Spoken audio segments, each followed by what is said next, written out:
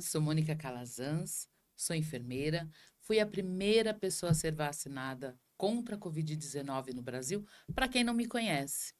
E hoje eu tenho um podcast chamado Na Linha de Frente, que eu sempre trago convidados especiais. E hoje, não mais que especial, trago quem? Jamile Barreto, que logo no início que eu tomei a vacina, ela fez uma entrevista comigo. E hoje a gente está trocando os papéis. Eu vou entrevistá-la. Tô nervosa? Tô nervosa, mas vai dar certo. Se apresente, Jamile Barreto. Meu nome é Jamile Jacino Marques Barreto, que eu mudei recentemente, posso contar essa história em outro momento. Eu sou jornalista, especialista em direitos humanos, diversidade e violência. Atualmente, eu estou segunda secretária do Conselho Deliberativo da Associação Brasileira de Imprensa, faço parte da diretoria de igualdade racial também lá na ABI, e o ano passado, inclusive, eu tive a oportunidade de representar a ABI lá na China em um fórum internacional e os jornalistas da América Latina. Outra coisa, atualmente, eu tenho a minha consultoria, que é a Rever Diversidade, no qual eu trabalho esses temas que são muito importantes e necessários para a nossa sociedade. Bom, depois dessa apresentação maravilhosa, vamos, né, à nossa conversa. Bora! Jamile, quando que você decidiu seguir nessa trajetória do jornalismo? Olha, desde criança, muito pequena, a comunicação sempre foi a minha maior virtude. A minha mãe disse que desde que eu aprendi a falar, eu nunca mais parei. Minha primeira opção de. Eu me lembrando esses dias, minha primeira opção de profissão não foi o jornalismo. Apesar de eu gostar muito, eu queria ser diplomata. Por quê? Porque viajava. E aí, como muitas das pessoas que nasceram ali na década de 80, final da década de 80, começo da década de 90, a Glória Maria foi uma grande representante. Então eu via a Glória Maria, ela fazia duas coisas que eu gostava: viajar e falar. Então o jornalismo surgiu ali para mim. Ainda assim, na minha primeira infância, eu passava basicamente o dia inteiro na escola. Mas os meus pais não sabiam como que eu fazia aquilo. Eu chegava em casa, porque nós sempre tínhamos horários que a família ficava junto, e quando eu chegava em casa eu conseguia contar o que tinha acontecido na escola e o que tinha acontecido no bairro. Então eles ficavam em choque, assim, como que ela faz isso? Tanto que eles cantavam, era minha vez de falar, que eu tenho dois irmãos mais velhos, quando era minha vez de falar, eles cantavam a vinheta de um jornal para mim, antes de eu começar a falar. Então foi a partir daí, ali na primeira infância, que eu decidi fazer jornalismo. E o que levou realmente você a atuar dentro dessa área de direitos humanos, de equidade racial? O que te despertou? Então, para quem não pode ver, então, quem não pode me ver por qualquer motivo que tenha baixa visão, ou seja, uma pessoa cega, eu nem fiz minha audiodescrição, sou uma mulher negra de cabelos crespos e curtos, eu uso um brinco dourado, um relógio também dourado, tô com as unhas laranja e uma blusa roxa. O que que acontece? Eu tive uma vida e uma infância muito boa, muito rica financeiramente, saúde, educação, bem-estar, tudo. Sempre foi muito boa a minha vida. E eu fui envelhecendo, né? Você vai, vamos lá. Só que eu percebia que as coisas não aconteciam para mim. Então, saí da escola, passei um sabático, um ano sabático, se eu posso dizer assim. Não foi intencional, mas acabei fazendo isso, que eu fui fazer intercâmbio. Quando eu voltei pro Brasil, voltei para a faculdade e minto, nem voltei para faculdade, fui morar com um namorado meu, enfim, terminou esse relacionamento, eu voltei para faculdade. E fui fazer faculdade, fiz faculdade, parei faculdade, enfim. E as coisas elas não aconteciam, eu não conseguia seguir. Eu ia e nada. Então eu chegava nas entrevistas, você é inteligente demais, você quer um salário demais, você sabe demais, você não. Então eu sempre era de. Exatamente. Era sempre demais. Uai, E aí, quando eu fiz os 30 anos, eu entendi o que era ser uma mulher negra para a sociedade. Eu sempre soube o que era ser uma pessoa negra, mas para a sociedade eu só descobri com 30 anos. Então, eu de alguma forma me isolei e fui cuidar disso e tentar entender melhor o que estava acontecendo. Inclusive, acho que foi nessa época também que a Djamila Ribeiro despontou, que todo mundo começou a conhecê-la. Se eu não me engano, foi no mesmo período que surgiu o fórum. Como que é o fórum do Maurício Pestana, gente? Brasil Diverso, do Maurício Pestana, enfim. E aí eu fui entendendo. E aí, em 2017, eu decidi fazer minha especialização em Direitos Humanos, Diversidade e Violência. Mas eu fui basicamente pela diversidade, porque tinha tudo isso. Certo. E foi aí, então, que eu comecei a entender um pouco mais e decidi lutar por essa causa. Porque por eu ter sido, eu entendo que, tendo tudo que eu tive na minha primeira infância, sendo uma exceção a uma regra, então eu tive todos os meus direitos assegurados. Certo. Então, tendo esses direitos, eu queria e quero e tento mostrar para a sociedade que as pessoas negras também têm esse direito, podem e devem ter os seus direitos assegurados. Certo. Em que momento que você percebeu que a comunicação e o poder andam juntos? Desde criança. Eu sempre tive uma lábia ótima. Então, Sério? opa, eu sempre entendi que. E dentro da minha casa sempre foi muito diálogo. Meus pais conversavam muito conosco. Então, isso me deu esse. Já tinha essa predisposição, eu, Jamile, e ao mesmo tempo eu entendi que esse lugar é um lugar muito.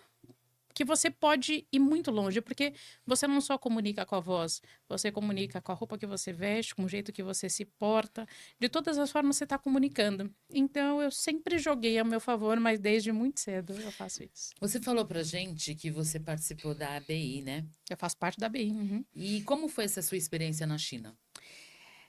Conta pra nós. Surreal, assim. Eu posso dizer para todo mundo, se você puder, um dia, conheça a China.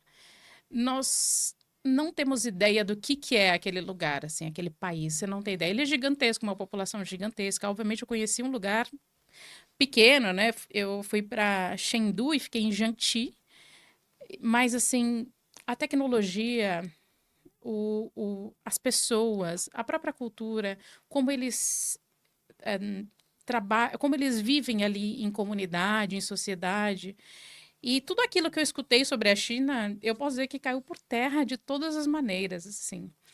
E então foi uma experiência única, cansativa, muito. Assim, acho que se você pegar saindo da sua casa quase 3 horas antes para pegar o voo internacional e chegando no ponto final lá quando eu cheguei na China, acho que foram umas 36 horas. Uau! Então são 12, saí daqui 12 horas, fui até a Etiópia. Da Etiópia eu peguei para Chengdu, que são mais 12 horas, depois peguei mais um voo de 2 horas para Jiangxi. Então, cansativo, sim, mas vale muito a pena. A culinária foi um pouco complexa para mim, porque eu não como pimenta. Eu tenho até uma sensibilidade muito grande, uma alergia à pimenta. E eles comem tudo com pimenta. Então, eu tomei antialérgico lá. E quando chegou no Brasil, acho que eu tomei por mais uns 10 dias para conseguir me livrar das pimentas. Estavam no meu organismo. Mas, de resto, assim, foi uma experiência é inenarrável. E eu brinco muito, para quem já assistiu aquele filme o Kung Fu Panda, eu falo, tudo lembra o Kung Fu Panda e eu posso provar. Sério? Depois, se der, eu compartilho uma foto para vocês verem que dá para provar isso. Mas é uma viagem, assim, inexplicável, de verdade. Eles são muito acolhedores. Sério? Não, como toda a sociedade, eu fui para um fórum internacional, que tinham, Sim. acho que 100, 150 países, talvez. E foi uma coisa controlada, um ambiente minimamente controlado, pude andar um pouco por lá. Converso, tenho uma amiga agora, a Lili, que é uma jornalista chinesa, mas é um lugar totalmente diferente, vale a pena. Lembrando, só uma coisa, amor, eles já têm planejado até 2100.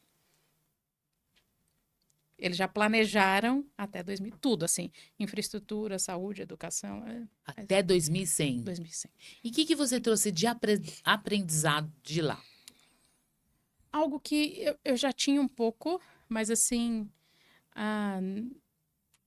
uma paz e uma tranquilidade. Que eles porque têm? Eles têm uma resiliência, como que eu posso dizer? Eu fiquei em ótimos hotéis e eles são muito solícitos, eles são muito gentis, eles são muito educados. Inclusive, quem ficou conosco, cada um de nós estávamos, acho que a América Latina nós éramos em 10, no máximo 10 pessoas. Mas para cada 3 ou 4, você tinha um voluntário cuidando de você.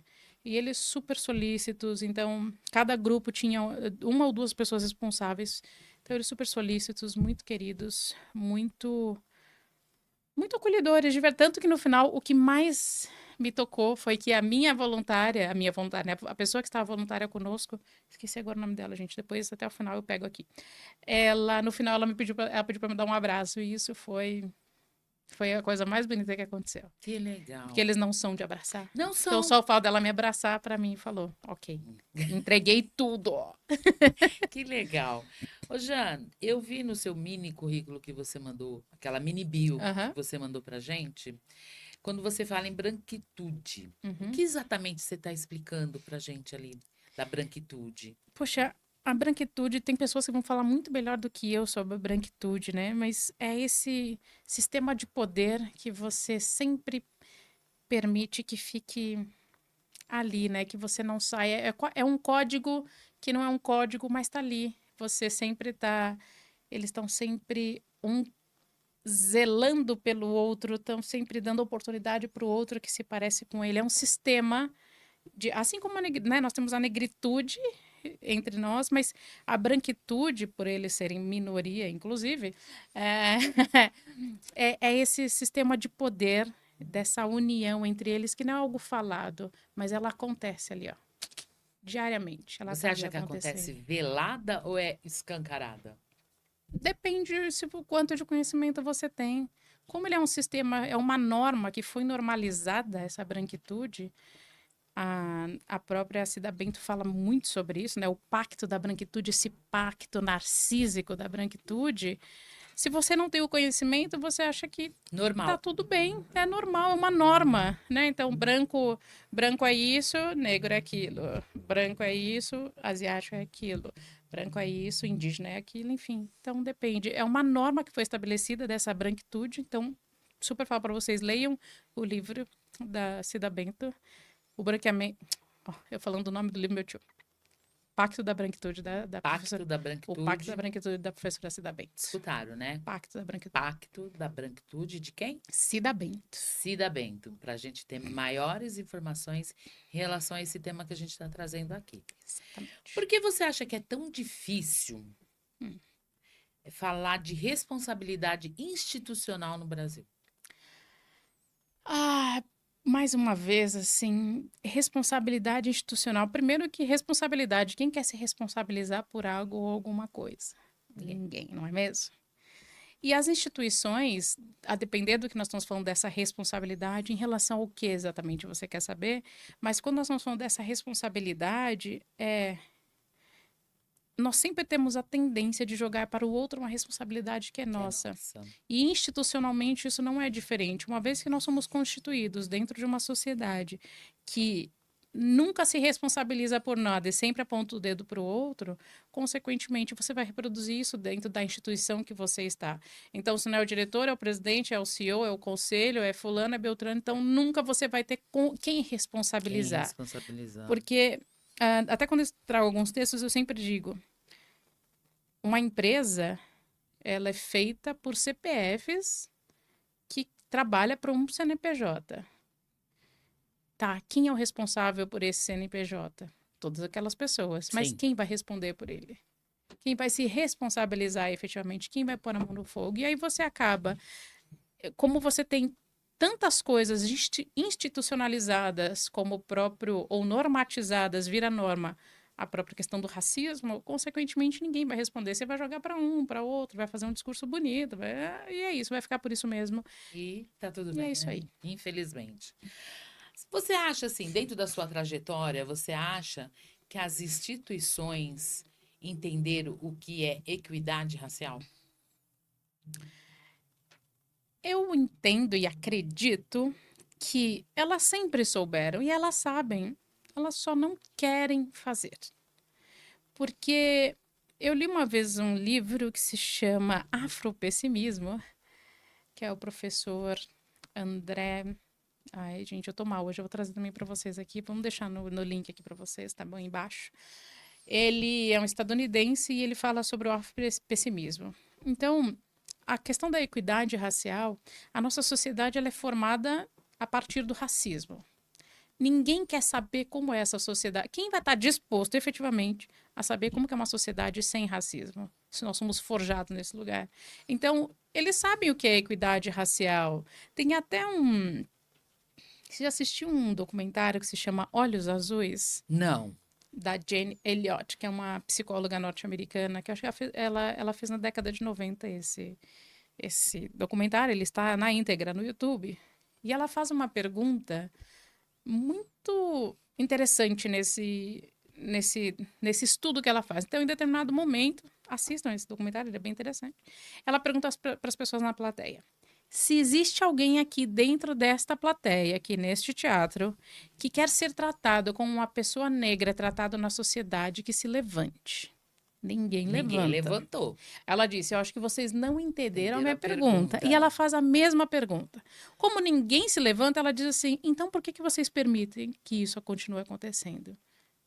Então, assim, será mesmo que eles não sabem? Ou eles apenas estão reproduzindo um padrão que já vem historicamente e você apenas não está disposto a fazer nada por isso? Então, as empresas, elas sabem, acredito que elas saibam. Algumas não sabem, tá? Mas, poxa, hoje em dia fica um pouco mais complexo, especialmente quando você fala de empresa. Se você fala de uma pequena empresa, beleza, média até vai, mas uma grande empresa, Uma grande multinacional, falar empresa. que não sabe, enfim. Então, você precisa entender que esse sistema ele continua funcionando, é sistemático, ele está aqui, está posto para quem quiser ver e quem quiser assistir. Uns falam, não, eu não aceito, vamos fazer essa mudança, mas não é a grande maioria. Não. É o que dá para perceber. Alguém vai ter que se sacrificar. É. E quem será essa pessoa? Ninguém sabe, né? Boa pergunta. Ninguém sabe. Me fala uma coisa: existe diferença entre diversidade como marketing e diversidade como estratégia? O que você acha? Sim, sim. Marketing é aquilo que você. Sim e não, né? Porque, enfim, quando você tem só o marketing, você põe ali, que nós falamos muito sobre quando você tem um negro único e você usa aquele negro único como marketing para você e diz: olha como a minha empresa é diversa. Então você faz Sim. o marketing a partir dessa pessoa. E quando você. A estratégia é quando você entende que a diversidade sim faz parte, que ela pode trazer lucro, e aí você usa isso a seu favor. Porque eu questionei muitas vezes, né, as pessoas que fazem diversidade, as pessoas, não, as empresas fazem diversidade só por dinheiro. Cara, se elas estão fazendo só por dinheiro, beleza. Elas pelo menos estão fazendo e mudando a vida de pessoas. Contanto que isso também exista uma questão de não basta fazer diversidade, precisa ter equidade e inclusão. Porque se você não incluir e tiver essa equidade, você acaba também transformando essa diversidade ou diversidades, porque quando se fala de diversidade é muito amplo, né? São diversidades, e aí você precisa, então, entender quais processos. Então, o marketing é quando você usa única e exclusivamente. Muitas empresas né, acabaram se prejudicando só por essa diversidade, diversity washing, ou você usa efetivamente como estratégia para você alavancar o seu negócio, que muitas empresas fizeram por um longo período, e depois fizeram um layoff gigantesco e mandaram a maioria das pessoas negras embora. Pior foi isso, né? Então, tem também, né? Tem tudo isso. Quem ocupa o espaço hoje de poder e decisão, você acha que reflete a nossa sociedade? Definitivamente não. Não, né? Não, definitivamente. Quem? Vamos lá. Me fala, sei lá, aqui no Brasil, 10 pessoas negras que estão em Lugar de poder e lugar de decisão. poder de decisão. E aí eu te pergunto, por que a gente não ocupa o lugar de poder e decisão? O que falta de verdade para a gente ocupar o lugar de poder e decisão? As pessoas brancas deixarem que nós ocupemos esses lugares. Mas se somos a maioria, Mas nós somos a maioria que estamos também nos lugares menos favorecidos da sociedade.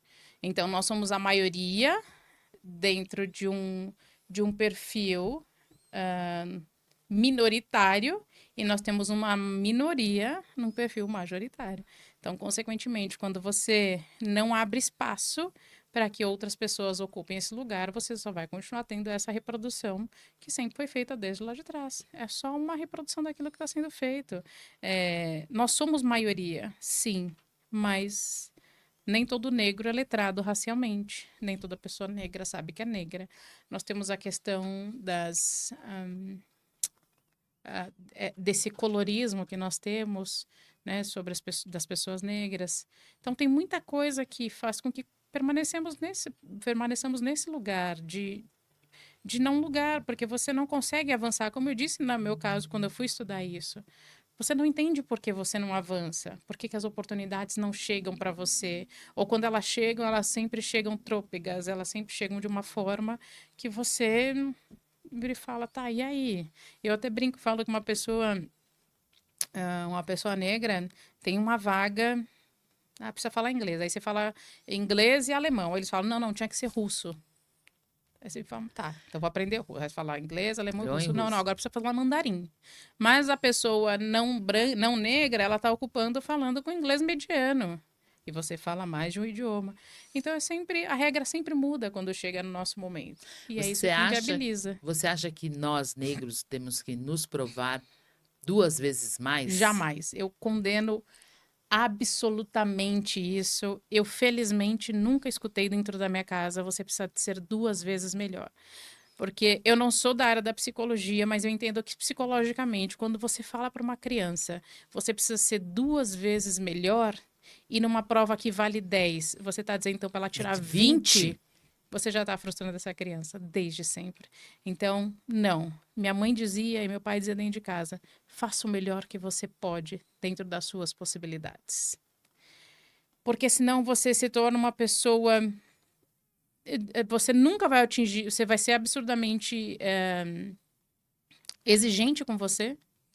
Você não vai atingir os seus objetivos porque eles são 2 vezes maiores do que você pode atingir. Prova de 10 só pode tirar 10, prova de 20 você só pode tirar 20, assim sucessivamente. Quando você fala seja 2 vezes melhor, eu entendo que você está fazendo com que essa pessoa tenha um problema muito maior na vida adulta, tentando sempre ser melhor.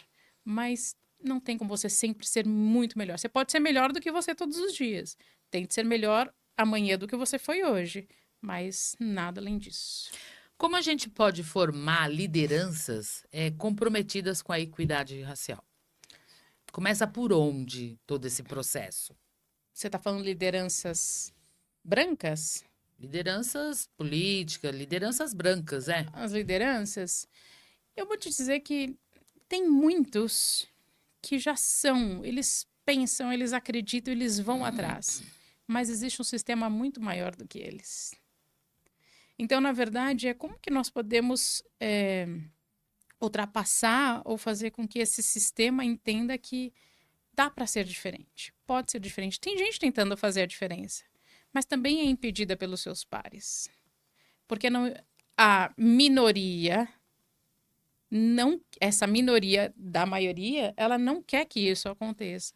Então, quando alguém vem com algum projeto diferente daquilo que ele considera o projeto ok, ele acaba inviabilizando para essa pessoa. Existem pessoas e lideranças que querem fazer a diferença, mas elas também são impedidas pelos seus pares de fazer essa diferença, porque uma maioria dentro dessa minoria entende que não.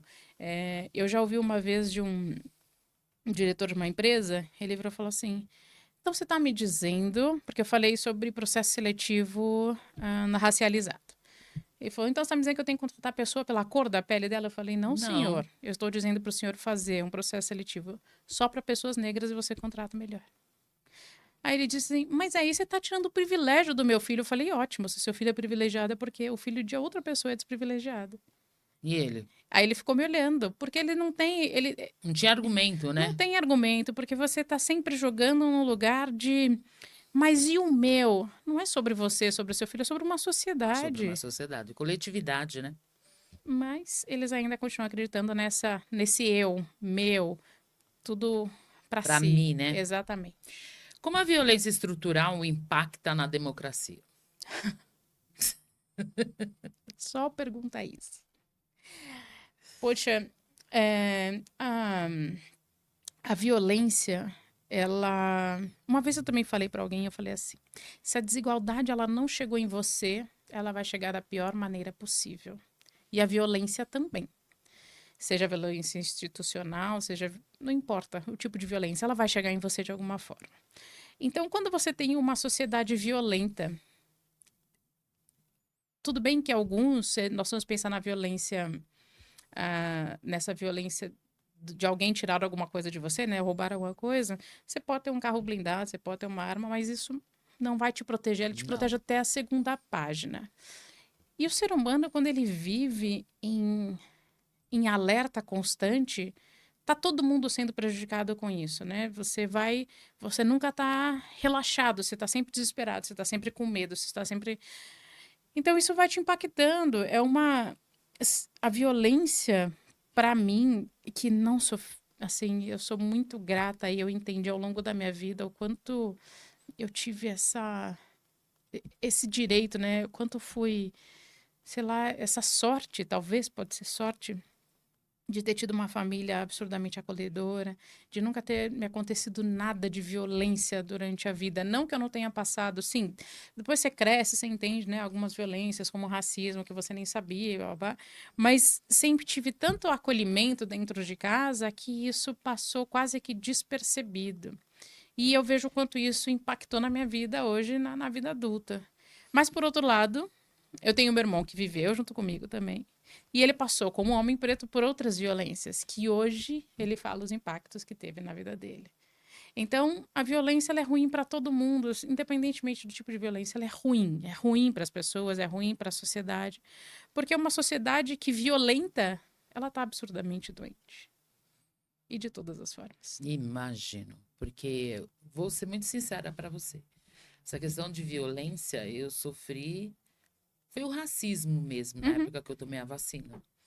Né? Uma pessoa comum, do nada, começa a aparecer em rede social, teve aquela coragem, né, de tomar a vacina, e do nada as pessoas atacavam, não por eu ter tomado a vacina, mas por eu ser uma mulher negra, né? Enfermeira. Enfermeira, mulher, né? Então tudo isso impactou para que as pessoas me atacassem. Jamília, eu entendi desnecessariamente. Porque o meu ato não foi um ato pessoal, foi um ato coletivo. E para que me atacar? Então, assim, um dos ataques assim que se tornou até um processo que rolou uma audiência e tudo mais pelo Ministério Público do Rio Grande do Sul foi que a pessoa me xingou de ma essa macaca petralha idiota. Uma senhora de 74 anos. Uau. Né? Aí, quando eu fui fazer a audiência, perguntaram o que eu sentia pela pessoa. A primeira coisa que eu falei é repúdio, dó. Porque uma mulher de 74 anos, meu, tinha que estar fazendo tricô. Agora vai para a rede social atacar uma pessoa que ela não conhece, Sim. né?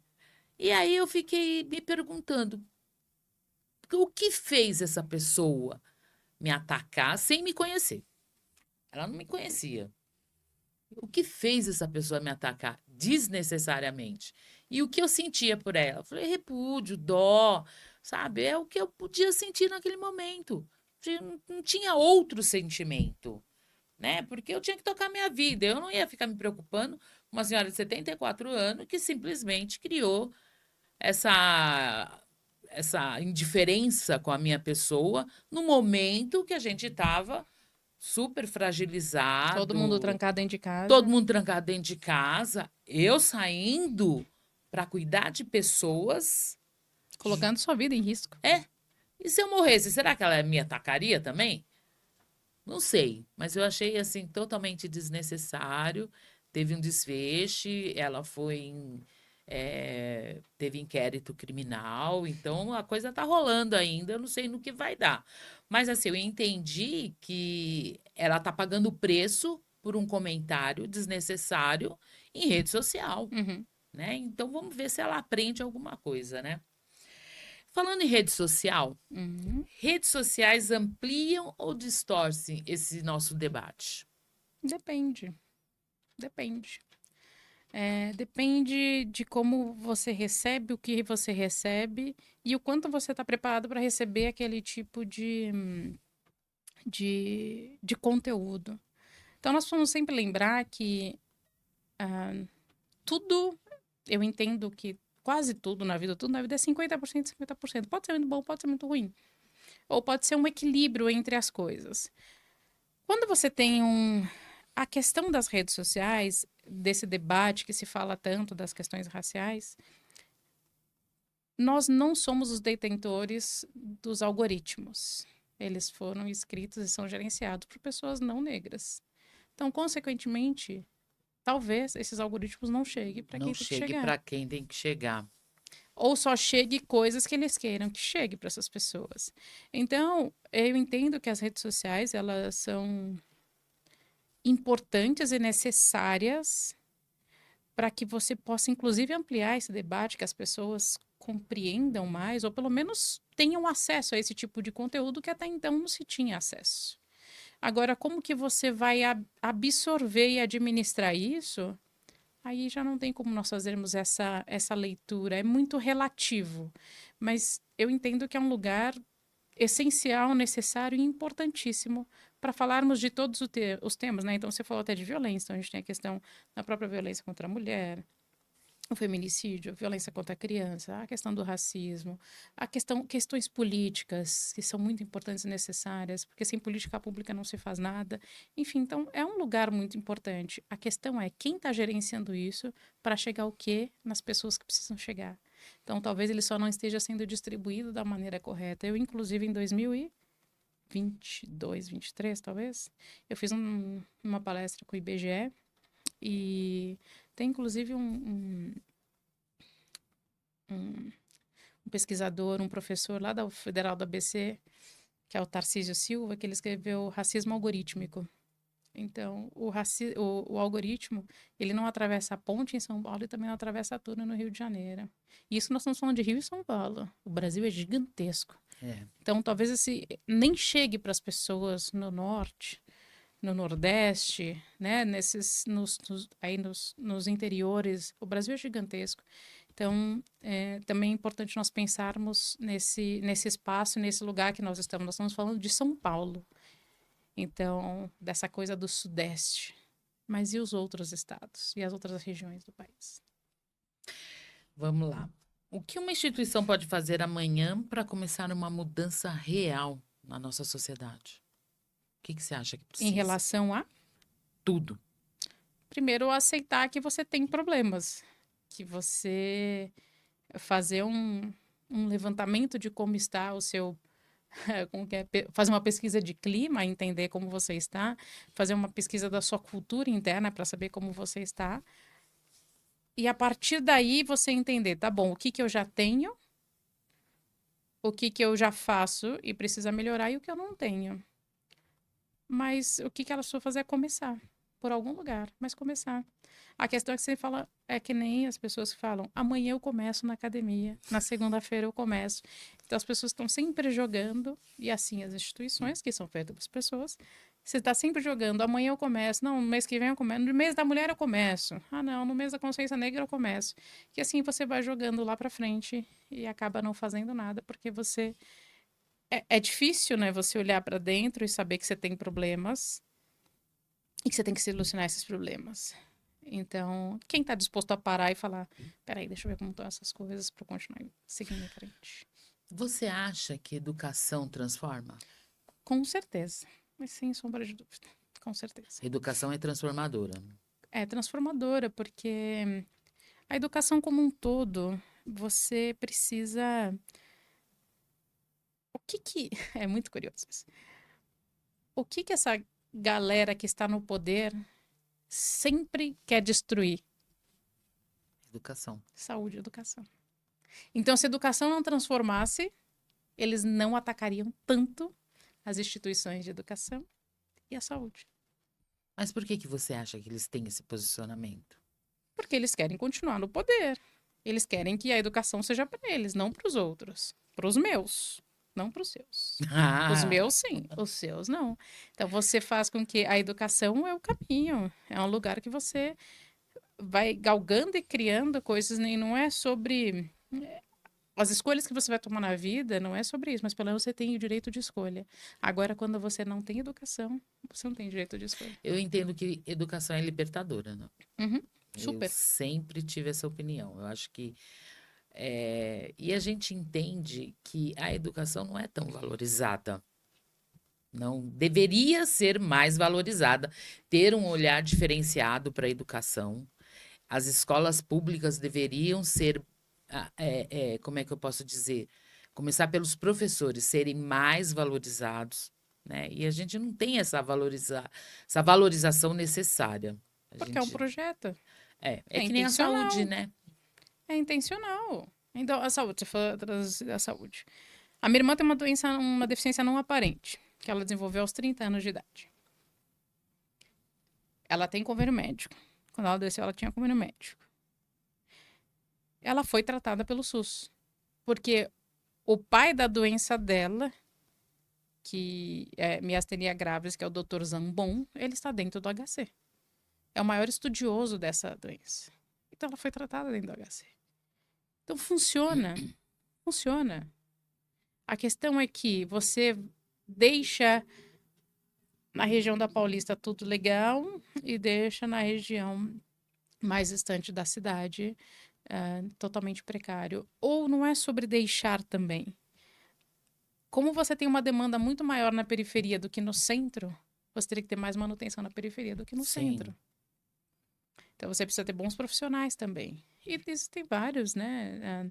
Notícias aí, reportagens são feitas com pessoas médicas do Sistema Único de Único Saúde de que saúde. estão usando o seu horário de trabalho para ir à academia, para fazer não sei o quê. Ah, Sim, tem isso. Então, existe uma intencionalidade. Quando a educação ela não é preservada e ela não é cuidada, existe uma intenção para manter do jeito que está. me fala uma coisa, uma palavra que define democracia. Caraca! Liberdade. Liberdade. É, porque quando você tem democracia, você é livre para fazer e acontecer. Então, Sem liberdade. receber retaliação, sem receber. E não vamos pensar, porque podem usar essa palavra liberdade de tantas formas, mas assim, uma liberdade dentro de uma, né, dentro de uma democracia, dentro de algo que realmente faça sentido. O seu direito de ir e vir. Então, de você poder fazer aquilo que você define, que você quer, que você pode, que você almeja. Então, quando você está num lugar democrático, você tem liberdade de ser quem você é, de fazer o que você quer, enfim. Então, tem Uma muito a ver. palavra que define liderança. Ah, liderança. Talvez referência. Porque uma pessoa líder, quando ela é uma liderança, ela se torna uma referência para as pessoas, né? Verdade. Então, você porque eu entendo que a liderança, quando você tem um bom líder, uma boa líder, você fala, cara, eu vou me inspirar naquela pessoa. Você não quer ser ela, mas você Você quer vai se se, inspirar. você é uma copia, só não faz igual. Então você se inspira naquela pessoa para você ser uma boa liderança no futuro. Tá. O que nós precisamos para ter mais coragem? Olha, a palavra coragem para mim eu acho muito complexo, porque depois da coragem as pessoas falam sobre ser covarde. Tanto que tinha um desenho que chamava Coragem com Covarde, era muito divertido. A referência foi ótima agora. Então, não é sobre ter mais coragem ou menos coragem. É sobre você ter oportunidade. Porque você só tem coragem de avançar se você tem a oportunidade de. Se você consegue enxergar algo além de um palmo à sua frente. Se você consegue visualizar lá no futuro ou num presente, né? No presente, algo ou alguém que você deseja ser ou que você se inspira para chegar até lá. Então, a coragem, ela é muito relativa. Depende de onde você está partindo. Mas eu entendo que é quando você pode efetivamente fazer aquilo sem sofrer qualquer tipo de retaliação deliberada. Muitas pessoas têm coragem, mas às vezes elas recuam pelo medo do que pode vir a acontecer pela coragem que elas têm. Jamile, eu observei e analisei que você é jovem, Uhum, né? E tem uma trajetória linda, obrigada. uma trajetória maravilhosa. Eu vi quando você foi para a China, eu vi seu Instagram, eu vi tudo aquilo. Eu achei aquilo o máximo, né? Então, eu acho muito legal tudo isso. Qual o seu conselho para jovem, uma jovem liderança? Uma jovem liderança, continue, acredite em você e siga em frente. E não, nunca abra mão dos seus princípios e dos seus valores. E tenha sempre alguém, uma mentoria, tenha um mentor ou uma mentora na sua vida. Seja a pessoa que for, tá? Não precisa ser alguém específico ou especial. Mas tenha esse mentor ou mentora na sua vida que certamente vai te ajudar muito para um futuro. E certamente você sendo uma liderança hoje, amanhã, você vai ser mentora ou mentor de alguém. Parabéns. É, qual o papel da imprensa para a nossa próxima década? Fala para mim. A Mônica hoje, olha. Conta para mim, vai. Ai, meu Deus. Conte para nós. Olha, a imprensa, ela é muito ampla, inclusive. Mas ela é fundamental, inclusive, para a democracia. Sem a comunicação, sem a imprensa, não saberíamos de muita coisa que aconteceu e acontece e que acontecerá. Então, ela é necessária e fundamental para essa sociedade, para a nossa sociedade como um todo. Mas também é importante que a imprensa como um todo, a comunicação, ela também se reinvente neste lugar, compreenda o quanto, por vezes, ela usa do seu poder de comunicação para, não necessariamente de forma leviana, mas muitas vezes acaba impactando pela forma como foi dita e escrita, ela acaba fazendo de uma forma distorcida. Então, ela é importante, necessária e sou super a favor, obviamente, do diploma de jornalismo. Por favor, façam faculdade, tirem seus diplomas. E ao mesmo tempo que você precisa da imprensa para que a sociedade continue caminhando e andando, ainda que você tenha muitas imprensas, mas é isso que faz a nossa sociedade acontecer, isso que faz com que tudo continue nessa loucura toda, mas uma loucura interessante. Mais uma perguntinha-chave. O que te dá esperança? O que me dá esperança? Caraca, peraí, deixa eu pensar o que me dá esperança. Acho que. Ai, ver que nós estamos num momento que, apesar de todos os pesares, existem avanços. Talvez não sejam os avanços que nós desejamos e almejamos, mas são avanços. Avanços seja nas políticas públicas, avanço na educação, avanço em todas as áreas do conhecimento. Então, todos os dias, assim como eu leio coisas muito ruins, eu tenho uma tendência a ler coisas muito boas para entender que nós não somos feitos só de coisas ruins. Tem coisas e muitas coisas acontecendo. Inclusive, o fato que você até citou bastante a ABI, para quem não sabe, ela foi fundada por Gustavo de Lacerda, que foi um jornalista negro de Santa Catarina. E eu, se eu não me engano, eu fui a primeira mulher negra a representar a ABI fora do Brasil, na China, nesse fórum que ele existe desde 2021 a 2022. Eu fui a primeira pessoa negra a representar a Associação Brasileira de Imprensa. Então, isso me dá esperança de saber que eu posso continuar seguindo em frente. Eu me lembro quando eu fui para a ONU também, né, em 2022, foi a maior delegação de pessoas negras do Brasil na ONU, em Nova York. Então, isso me dá esperança de continuar seguindo em frente, de continuar acreditando que é possível, de continuar fazendo o que eu faço e sempre com muita gentileza, delicadeza, que foi assim que eu fui educada. Então, eu tento sempre usar as palavras e a comunicação da forma mais gentil possível. Às vezes não dá, mas a maioria das vezes eu Dá consigo. certo. Uma frase que define Jamile Barreto. Ai, que me define? É. Poxa vida, acho que uma frase que me define. Gente, a Mônica. Eu vou até trazer. Eu estudei numa escola que tinha um hino, que talvez é essa partezinha. É um hino muito bonito, mas eu trago só esse pedaço, que era uma escola montessoriana, que diz assim: sou como um passarinho que sabe onde é seu ninho, mas que precisa voar. Uau, que lindo! Pode repetir pra gente? Sou como um passarinho que sabe onde é seu ninho, mas que precisa voar. Que lindo, Jamile. Isso te define. Muito, porque eu sempre fui muito livre, né? As pessoas.